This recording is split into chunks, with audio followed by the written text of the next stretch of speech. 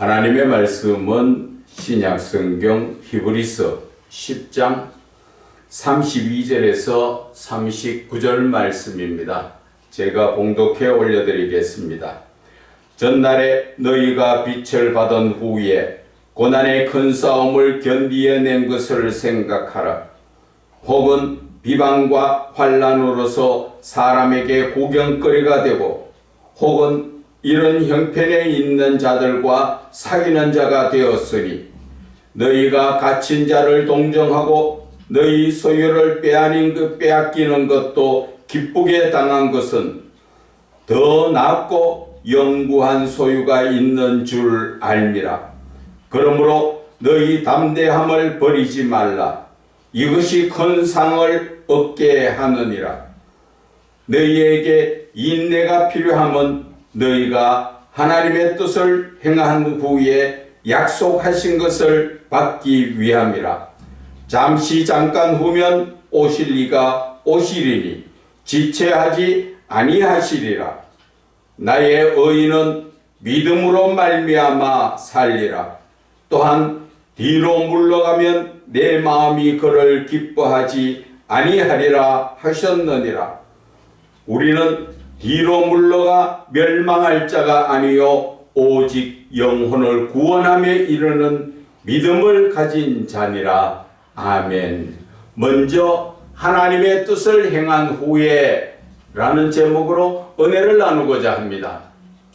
이 본문의 말씀을 풀어보기 전에 우리가 제목으로 바라본다면 우리는 하나님의 뜻을 행한 후에 하나님께서 약속하신 것을 받아야 되는데 우리는 하나님의 뜻을 행하기보다는 약속한 것만 내놓으라고 꼭 행하는 어린아이들과 똑같습니다. 부모가 자녀에게 약속하지요. 공부 잘해서 시험 점수가 90점, 100점만 되면 자전거 사줄게. 그렇게 이야기했는데 그 아이는 공부해서 시험을 잘 칠 생각을 하지 않고 무조건 부모한테 자전거 사주려고 했으니까 자전거만 내놔라고 행악을 부리는 그런 아이의 모습과 똑같이 우리의 신앙의 모습이 그렇다는 것입니다. 하나님께서는 분명하게 말씀하신 것이 하나님의 뜻을 먼저 행한 후에 그 말을 잘 따르면 그리하면 약속한 것을 이루어 주시겠다고 말씀하시는 것입니다. 그런데 저와 여러분들의 신앙을 한번 돌아보자는 것입니다. 저와 여러분들이 하나님께서 명령하신 모든 것들을 지켜 행하십니까? 하나님께 앞에 복은 다 받고 싶지요. 그러나 그 복이라는 것은 하나님의 말씀에 순종하면 복은 내가 원하지 않아도 저절로 줍니다.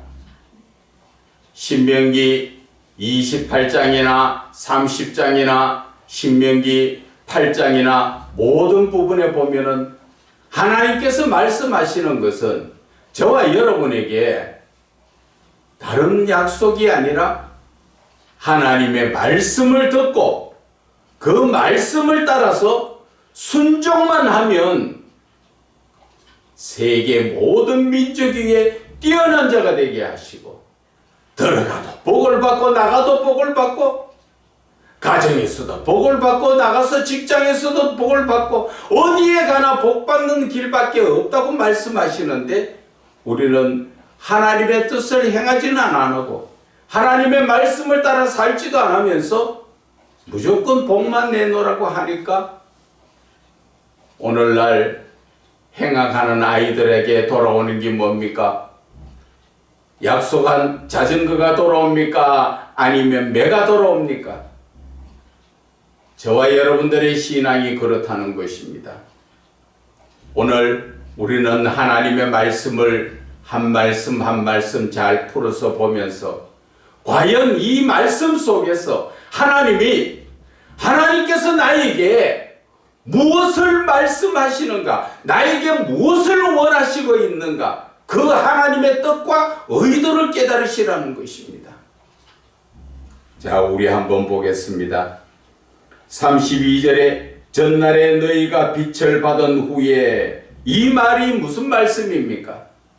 너희가 전날에 빛을 받았다는 건 무엇을 말하는 것입니까? 이제 예수를 믿은 후에, 그 말이죠. 예수를 믿은 후에 고난의 큰 싸움을 견디어낸 것을 생각하라. 세상적인 죄에 빠지지 않으려고 어둠의 세력들과 싸우면서 영적 전쟁을 한 것을 생각해라. 그러시면서 33절에 말씀하십니다. 비방과 환난으로서 사람에게 구경거리가 되고, 예수 믿는다고 비방도 받고 여러 문제가 생기면서 사람 앞에 욕도 당하고 문제도 당하면서 창피도 당했다, 그 말이지요. 그리고 혹은 이런 자들과 같은 그러한 그것을 이기며 나가는 그러한 믿는 자들과 사귀는 자가 되었다. 이제 그런 믿는 자들, 그런 고난에서 이겨낸 자들과 형제 자매가 되었다는 것을 말씀하시는 거지요. 그럴 때에는 우리가 어떤 삶을 살았습니까? 34절에 너희가 갇힌 자를 동정하고, 여기에서 갇힌 자라는 것은 예수를 믿다가 감옥에 들어간 사람을 이야기하지만, 영적으로 말하면 어둠의 세력에게 잡혀있는 자들, 그들을 불쌍히 여겼다는 것을 말씀하시는 거죠. 그리고 너희의 소유를 빼앗기는 것도 기쁘게 당한 것은, 내 것이 빼앗기고도 내가 기쁜 것은 무엇을 의미합니까?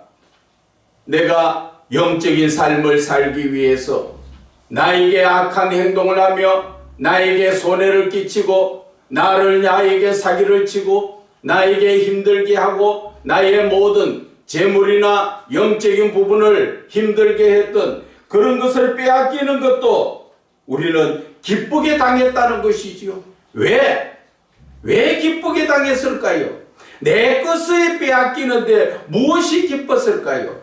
그것은 무언가 한쪽에 믿는 구석이 있었다는 것이지요.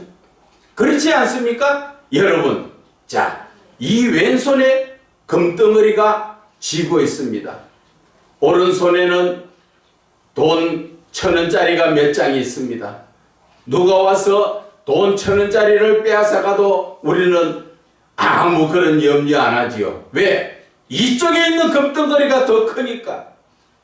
그것처럼 우리가 이 땅에서의 소유를 빼앗기고 힘든 고난의 삶을 당했던 것도 무엇을 말하는 것입니까? 더 낫고 영구한 소유가 있다.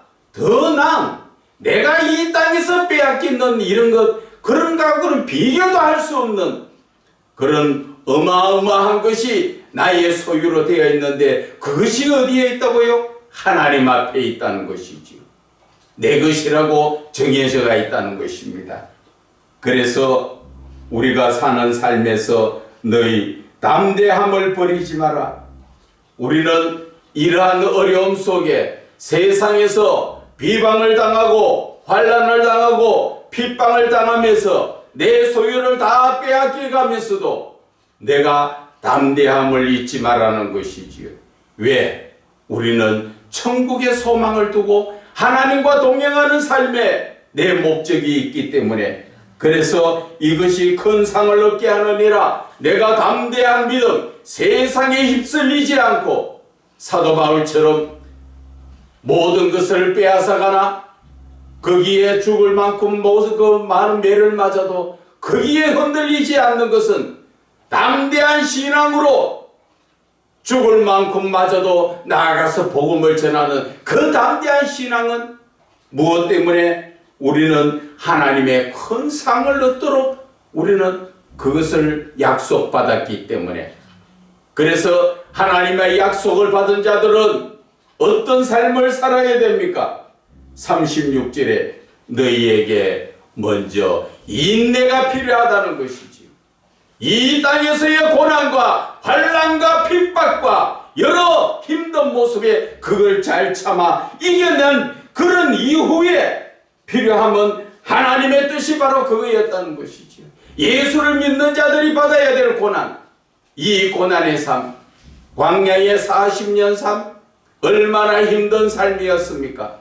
그러나 그 고난의 삶을 통과한 후에 광야의 40년 거기에서 나를 만들어 가지요.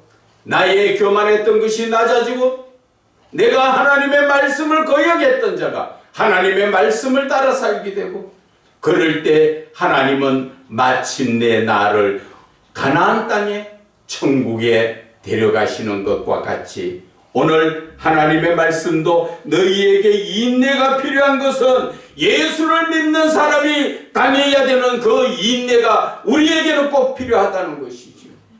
예수를 믿는다고 가만히 편안히 앉아서 천국 갑니까? 절대 그렇지 않습니다. 그래서 예수를 믿는 자에게 필요한 그 인내가 바로 하나님의 뜻이었다는 것이지요. 그래서 그 고난의 힘든 과정을 겪어내는 것이 하나님의 뜻이었다는 것입니다. 그래서 하나님의 뜻을 행한 후에 약속하신 것, 하늘의 상급을 받기 위한 그 약속을 그때야 받는다는 것이지요. 그래서 우리가 하박국 선지자가 말하는 잠시 잠깐 후면 오시리가 오시리니 지체하지 아니하시리라. 이제 곧 예수 그리스도의 재림을 말씀하시지요. 이 세상의 심판을 말하는 것입니다. 이제 종말 시대의 끝이 다 와가고 있다는 것입니다. 그래서 나의 의인은 무슨 말입니까? 하나님께서 바라보실 때 나를 잘 믿고 따라오는 의인은, 믿는 사람은 믿음으로 말미암아 그는 살 것이다.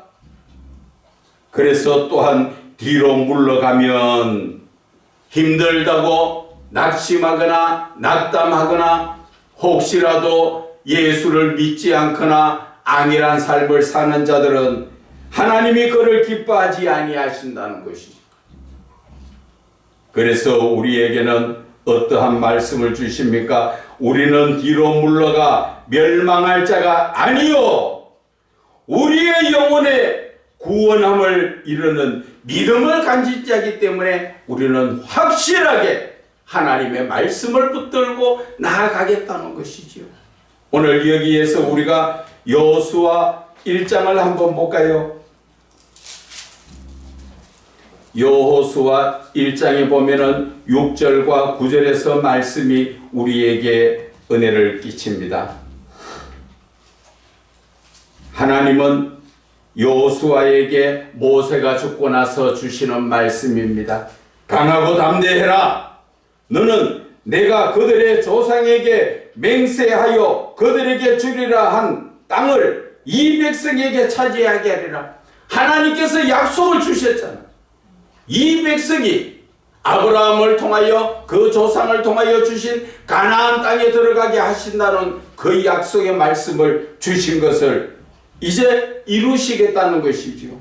그래서 하나님은 오직 강하고 극히 담대하여 나의 종 모세가 내게 명령한 그 율법을 다 지켜 행하고 하나님의 말씀을 붙들고 좌로나 우로나 치우치지 마라. 이렇게 할까 저렇게 할까 내 생각으로 예수 믿지 말라는 것이죠. 하나님의 말씀을 따라서 그냥 아멘 하면 된다는 것이죠. 그런데 내 생각이 들어가면은 좌로나 우로나 치우치면 하나님의 뜻을 따라갈 수가 없지요. 제가 늘 잘 인용하는 말씀이지만 열왕기하에 나오는 나만 장군이 문둥병을 고치려 하나님 앞에 갔었는데 하나님께서 요단강물에 7번 몸을 담그라 그리하면 깨끗하게 되리라 했으면 그 말씀을 붙들고 아멘하고 행심을 행하기만 했으면 그냥 깨끗하게 다 되는 거잖아요. 그런데 그 말씀을 생각을 왜 합니까? 내 생각에. 나만 장군이 내 생각에는 주의 종이 나와가지고 내 환부의 손을 흔들어가 안수 기도해 줄 줄 알았는데 저 깨끗하지도 못한 그 물에 들어가라고 그래서 삐져서 안 하고 돌아가려고 했었지요. 그런데 마침 그 종들이 참 은혜를 끼친 자였지요. 아버지여, 나만 장군에게 아버지여, 만약에 그거보다 더한 일도 시켰으면 하실 거 아니겠습니까? 하물며 물에 7번 더 갖다 나오라 하는데 왜 그것도 못합니까? 그것도 안 하고 삐져가 갑니까? 평생 문득병으로 살 겁니까? 참, 그 명적인 말, 그 말 한마디에 나만 장군이 결국 물에 들어갔다가 나옴으로써 문둥병이 깨끗하게 고쳐졌잖아요. 그것을 요약하면 하나님의 말씀은 아멘만 하면 모든 것이 해결되는데 자꾸 내 생각이 들어가서 오늘 이 보는 말씀처럼 좌로나 우로나 자꾸 치우치게 된다는 거죠. 이 생각 저 생각 내 생각이 왜 들어갑니까? 하나님의 말씀에 내 생각이 들어가지 아니하면 그리하면 어디로 가든지 형통하리라. 그리하면 하나님의 말씀을 붙들고 아멘만 하면 모든 것이 해결된다 하시잖아요. 그런데 우리는 하나님의 말씀을 따라 하나님의 뜻대로 우리가 먼저 인내하지 못하고 내가 행동하지 못함으로써 우리는 예수를 믿으나 하나님의 엄청난 그 복을 받아 누리지 못하는 것입니다. 어떤 사람들은 예수 믿고 집 한 채 샀다고 복 받았다고 은혜 받았다고 난리를 치고 난리를 치는데 하나님의 주시는 복은 솔로몬에게 복을 주실 때 조그마한 그런 복을 주셨습니까? 지금 이 시대로 말하면 돈의 액수로 따지면 하나님이 주신 부귀영화는 몇 천조가 넘도록 그런 엄청난 복을 주시지요. 다윗도 광야에서 목도군으로 살던 자가 하나님의 말씀에 순종했을 때 그가 받는 복은 어떤 복입니까? 상상도 하지 못했던 배움도 없었지만 공부도 안 했지만 이스라엘의 왕이 됐다는 사실 여러분들 아십니까? 지금도 유대인들은 다윗의 별을 깃대로 만들어 놓고 지금도 다윗을 그렇게 생각하며 살아가고 있습니다. 하나님은 그거보다도 더한 복도 우리에게 주시려고 하는데 저와 여러분들의 복은 얼마나 받았습니까? 하나님이 주시는 온전한 복을 받으시기를 바랍니다. 그래서 여호수아 1장 지금 8절에 보면은 이 율법책을 네 입에서 떠나지 말게 하며 주야로 그것을 묵상하여 무엇을 말씀하십니까? 지금 이 시대로 말하면 성경을 통하여 주시는 하나님의 모든 말씀을 우리는 늘 묵상하라 그러지요. 시편 1편 2절에도 나오지요. 하나님의 율법을 주야로 묵상하는 자가 바로 강가에 심어진 그 결실을 잘 맺는 나무같이 그렇게 풍족한 삶을 산다는 것이죠. 그래서 그것을 묵상하여 그 안에 기록된 대로 다 지켜 행하라. 그리하면 이것이 바로 하나님의 약속에 먼저 우리가 인내가 필요한 것이 하나님의 뜻을 먼저 행하는 것이 그리하면 네 길이 평탄하게 되고 그리고 형통하게 되리라. 그런데 우리는 그리하면 주신다는 것을 우리는 그리하지 않고 주시오 주세요. 그러니까 하나님 주십니까? 하나님의 말씀에 순종하지 않는데 주십니까? 예수를 아무리 오래 믿으면 무슨 소용이 있습니까? 하나님의 말씀에 순종하는 자가 복을 받는 거예요. 예수를 잠깐 믿는 아주 지금 짧은 시간에 예수를 믿었던 사람이나 몇십 년 예수를 믿었던 사람이나 하나님께서는 복을 똑같이 주시지요. 어디에 거기에 나옵니까? 포도원에 일하러 온 자가 아침에 일하러 온 자나 끝에 마지막 5시에 일하러 온 자나 하나님은 똑같은 복을 주십니다. 그것처럼 저와 여러분들의 삶 속에서도 마찬가지입니다. 하나님이 주시는 복은 영원하고 무궁한 것입니다. 눈에 보이는 육신적 복, 그것도 복이지만 우리는 하늘의 큰 상을 기도하고 하나님이 상상도 우리는 느끼지도 못했던 그 복을 주시려고 하는 것을, 그 복을 받아 누려야 한다는 것입니다. 그래서 하나님께서 여호수아 1장 9절에 말씀하십니다. 내가 내게 명령한 것이 아니냐. 그래서 강하고 담대하라는 것이지요. 두려워하지 말라는 것이지요. 놀라지 말라는 것이지요. 네가 어디로 가든지 네 하나님 여호와가 너와 함께 하느니라. 능력의 하나님이 나와 함께 하시는데 무엇이 문제가 되고 무엇이 두렵고 무엇이 힘듭니까?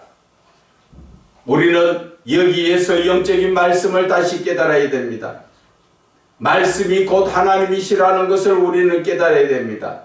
우리는 성경을 많이 보고 하나님의 말씀을 많이 듣는다고 하지만 내 안에 말씀만 채워져가 있지 그 말씀이 하나님이 되지 못하고 있습니다. 말씀이 하나님이 되지 못한다는 것은 말씀이 바로 능력입니까? 바로 하나님이 능력이십니다. 내 안에서 말씀이 하나님이 되었을 때 하나님이 곧 내 안에서 역사를 이루시니까 병 고치고 귀신 쫓아내고 모든 능력에 나타나는 것이 바로 하나님이 하시는 것입니다. 그래서 은사적으로 많이 배우러 다니고 하는데 여러분들 그것을 배우러 다니는 게 아니라 내 아래 삼위의 하나님만 모셔드리면 그분이 바로 능력이요 그분이 나와 함께 하실 때 그분이 모든 것을 이루어 가시는 것입니다. 내가 한다 생각하면 착각입니다. 내가 하는 것이 아닙니다. 사람은 아무리 능력을 하나님께서 주셔가지고 했다 하더라도 사람은 능력자가 아닙니다. 하나님이 함께 하시지 않으면 여러분 손대보세요. 능력이 나오는가? 하나님이 함께 하시고 하나님이 내 안에 계실 때만 하나님의 능력이요 하나님의 은사가 나에게서 나타난다는 것을 아셔야 하는 것입니다. 그래서 저와 여러분은 항상 겸손한 마음으로 살아가야 하는 것입니다. 그래서 우리는 말씀을 전하는 자지 전하라고 우리에게 그 말씀을 명령하신 하나님이 아니라는 것을 아셔야 하는 것입니다. 그래 전하는 자가 예를 들어서 그렇지요. 여러분들이 어떠한 심부름을 밑에 있는 사람을 통하여 옆집에 가서 돈을 좀 이렇게 빌려줘라 주인이 허락했을 때 그 돈 들고 갖다 주는 사람이 능력자입니까? 심부름을 시키는 돈을 준 사람이 집주인이 능력자입니까? 그런데 우리는 자꾸 내가 능력자인 것처럼 우리는 하나님의 종이에요. 심부름꾼이에요. 내가 능력이 아니 나는 심부름만 잘하면 심부름 시킨 주인한테 잘했다 칭찬받으면 그것이 큰 상급이에요. 그런데 내가 집주인 대신 가서 돈 빌려주는 집에 가서 내가 거들먹거리면서 내 돈 주는 것처럼 거들먹거린다면 그게 능력자입니까? 아니에요. 우리는 그런 것을 확실하게 깨달아야 하는 것입니다. 그래서 오늘 이 본문의 말씀 속에서 히브리서 10장 36절에 너희에게 인내가 필요한 것은 너희가 하나님의 뜻을 행한 후에 약속하신 것을 받기 위한 이 말씀이 성경 전체에 우리의 믿음이라는 것을 아셔야 하는 것입니다. 내가 아무것도 하지 않았는데 가만히 있는데 하늘에서 금덩어리가 떨어집니까? 돈덩어리가 떨어집니까? 떡이 나옵니까? 아니에요. 내가 그만큼 하나님의 말씀을 듣고 지켜나갈 때 역사가 일어나는 것이지요. 그것이 예수님께서도 그렇게 말씀하셨지요. 어디에 나옵니까? 성경 마태복음 6장 33절에 그 전에 무엇을 말씀하십니까? 너희들이 무엇을 먹을까 마실까 입을까 아무 염려 걱정하지 마라. 그거는 이방인들이 안 믿는 사람들이 걱정하는 것이다. 믿는 사람에게 그런 것은 이미 하나님이 있어야 될 줄 다 안다고 분명하게 말씀하셨습니다. 그리고 하시는 말씀이 너희는 먼저 해야 될 게 뭡니까? 먼저 해야 될 게 하나님의 나라와 그 의를 구하라. 그리하면 하나님께서 너희들이 필요한 모든 것을 그냥 덤으로 더 주시겠다는 것이지요. 하나님께서 우리에게 원하시는 것은 하나님의 말씀에 순종하는 것입니다. 순종하기만 하면 너희들이 사는 삶은 하나님이 책임져 주시겠다는데 우리는 지금 그 말을 거꾸로 하지요. 꼭 아까 먼저 말씀드린 행악하는 아이들처럼 먹고 사는 문제부터 먼저 해결해 주세요. 그래야 내가 예수를 믿지요. 그러다 보니까 하나님이 그러면 그래 해라 하십니까? 아닙니다. 하나님을 우리가 나한테 맞는 하나님으로 만들려고 하면 그거는 잘못된 것입니다. 내 신앙이라는 것은 하나님의 말씀에 순종하는 것, 아멘 하는 자가 바로 신앙인인 것입니다. 나만 장구처럼 하나님을 내 생각대로, 하나님 내 뜻대로 안수를 해주시고 그래서 고쳐주세요가 아니라 하나님께서 강물에 들어가라 하면 아멘하고 들어가는 게 그게 내 신앙이라는 거예요. 오늘 이 본문의 말씀도 마찬가지지만 방금 인용의 말씀 마태복음 6장 33절의 말씀도 마찬가지잖아요. 너희가 하나님의 그 모든 것을 하나님의 의와 그 행위를 다 이루면 하나님 나라와 의를 이루면 그리하면 하나님께서 우리의 삶을 책임져 주시겠다는 것이죠. 그러면 내가 할 일은 뭐예요? 내가 할 일은 하나님의 말씀을 붙들고 시편 1편 2절의 말씀처럼 주야로 묵상하면서 하나님께서 과연 지금 내게 무엇을 말씀하시는가? 우리는 그것을 찾아 구할 줄 알아야 된다는 것이죠. 그리하면 하나님께서 내 삶은 하나님이 책임져 주시는데 우리가 그것을 입으로는 믿습니다. 뭘 믿어요? 내 생각을 믿어서 내가 먼저 돈 벌어놓고 내가 먹고 살게 해놓고 그 이후에 내가 하나님 믿을게 하는 게 내 생각이지 않습니까? 그런데 하나님은 내 생각대로 맞춰주십니까? 천만의 말씀입니다. 하나님은 하나님의 뜻대로 이 세상을 이끌어 가십니다. 나의 그 사소한 문제 하나를 두고 하나님이 내 뜻대로 맞춰주시고 그래 네 뜻대로 해줄 테니까 네가 예수 믿어라 그런 하나님이십니까? 천만의 말씀입니다. 하나님의 사랑은 어떤 사랑입니까? 저 두 아들 중에 나가서 허랑방탕 재산을 다 날리고 먹을 게 없어서 돼지가 먹는 쥐염염내를 먹으려고 배를 움켜쥐고 앉아있어도 하나님은 주시지 않습니다. 사람 같으시면 내 사랑하는 아들이 저렇게 굶고 있는데 하고 달려가서 돈을 주든지 누구를 통해서 먹고 살도록 길을 열어줬겠지요. 인간의 모습으로 바라봐도 그렇게 되면 그 아들이 아버지께로 돌아옵니까? 천만의 말씀입니다. 하나님의 사랑은 배가 고파서 내가 최악의 끝에 갔을 때 하나님 아버지를 생각하고 돌아오도록 하는 것이 하나님의 사랑인 것입니다. 그래서 그 돼지의 지엄 열매도 먹지 못해가 배가 굶던 그 둘째 아들이 배가 고파서 아버지를 생각하며 돌아올 때 아버지는 두 손 들어 환영하면서 좋은 옷을 입히고 금가락지를 끼우고 좋은 신을 신고 거기에다가 소를 잡아서 잔치를 하지 않습니까? 하나님의 사랑을 아셔야 합니다. 하나님의 뜻과 의도를 알아야 우리는 하나님을 바르게 믿을 수가 있습니다. 그렇지 못하면 항상 내 생각대로 예수 믿으면 그것은 아주 잘못된 그러한 믿음이 되는 것입니다. 그래서 저와 여러분은 오늘 먼저 하나님의 뜻을 행하는 것이 신앙이라는 것을 아셔야 합니다. 저와 여러분의 신앙 이제는 내 뜻이 먼저가 아니라 하나님의 뜻이 먼저라는 것을 알고 내가 먼저 하나님 뜻대로 순종했을 때 모든 것이 형통한 길이 열린다고 신명기에도 말씀하신 것처럼 우리는 하나님의 뜻을 먼저 따라 순종하는 저와 여러분이 되시고 이제 많은 복을 받으시기를 주 예수 그리스도의 이름으로 축원을 드립니다.